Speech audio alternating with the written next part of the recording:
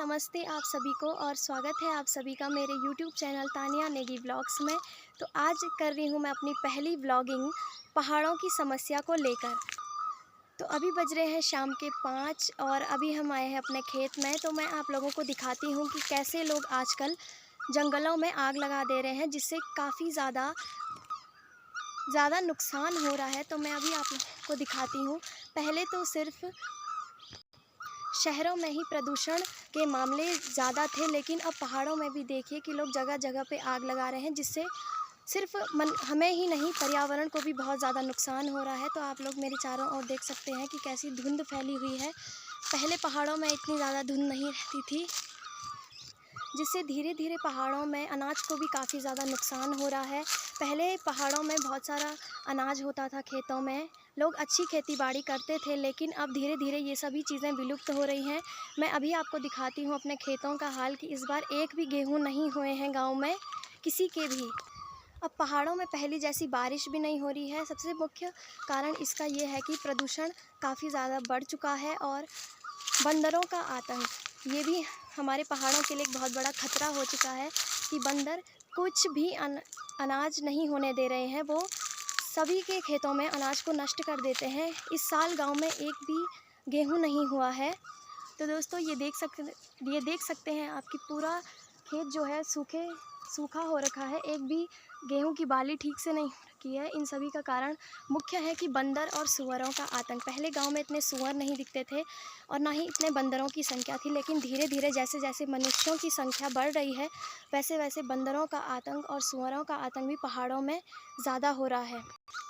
बंदरों की संख्या भी इतनी ज़्यादा हो रखी है कि हम अपने घर में जो आगे छोटे मोटे खेत वगैरह रहते हैं, तो उनमें भी अब कुछ नहीं हो रहा है, ना कोई सब्जी ना कोई फल। पहले हमारे गांव में बहुत सारे मक्की होते थे, लेकिन अब धीरे धीरे ये भी विलुप्त हो रहे हैं, क्योंकि लोग बंदरों को भगाने नहीं जा रहे हैं। अगर किसी के घर में बंदर दिखता है तो लोग कहते हैं कि छोड़ दो, इसे नहीं भगाते हैं। तो ऐसे ही करके लोगों में इतना ज़्यादा लोगों का अभिमान हो चुका है।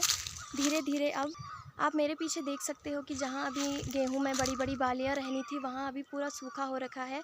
और ये हमारा सबसे नीचे वाला खेत है, तो इसमें देखिए कि एक भी गेहूं नहीं है, बहुत कम है, और जहाँ पे है उसमें बालियाँ ही नहीं हैं। तब धीरे धीरे पहाड़ों में आप उस तरफ देखिए, उस पहाड़ी इलाके में कितनी ज़्यादा धुंध फैली हुई है, क्योंकि बारिश का कोई नामो निशान नहीं है। बारिश आने से धुंध थोड़ा मिट सकती थी, लेकिन इस बार जून जुलाई में काफ़ी बारिश होती है, लेकिन पिछले साल भी बहुत कम बारिश हुई थी, जिससे खेतों को काफ़ी ज़्यादा नुकसान हुआ। और साथ ही साथ लोग किसी के भी जंगल में आग लगा दे रहे हैं, इससे भी काफ़ी ज़्यादा नुकसान हो रहा है।